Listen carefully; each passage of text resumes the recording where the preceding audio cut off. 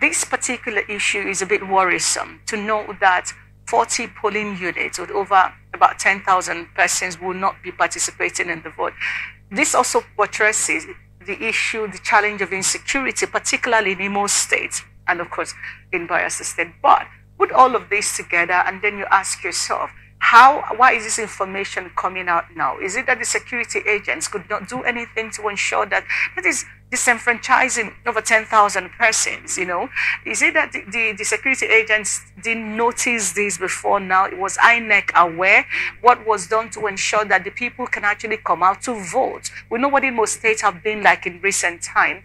And now coming to tell us that this is... So what happens to this number of persons that you are disenfranchising from participating in their civic responsibility by electing their leader? 10,000 votes can make all of the difference. It's quite worrisome. That's an average of about close to slightly over 10 polling units per state in those 3 states. We're talking about 40 here.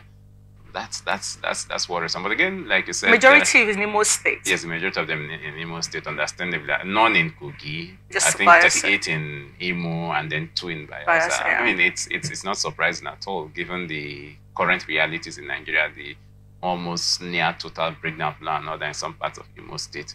You know, people have got to be alive to vote. And when people notice that their security cannot be guaranteed, one of the things that, you know, one of the consequences of what is playing out in Imo State is that people get displaced. You find a lot of internally displaced persons. And so once those people have left their locations, then there's no way elections can be held in those places. I think INEC should also begin to think in the direction of, you know, ensuring that when situations like this arise, I think during the last elections, I think we voted in IDP camps. So if that can be done in the northeast, where we have a predominance of these IDP camps, you know, we can also begin to see if we can bring that down to the rest of the nation. Where there is any case of internal displacement, it doesn't become a basis of then disenfranchising the people. It's bad enough that they are internally displaced. It's worse that you now deny them, you know, the opportunity to, you know, exercise their civic rights as, you know, citizens who have not been responsible for any crime at all. No, they didn't commit any crime. It's just that they happen to be unfortunate victims of a breakdown of law and order. So I think we should look for ways of ameliorating or ways of, you know, remedying this kind of situation, so we don't have a situation where people are disenfranchised on this kind of scale.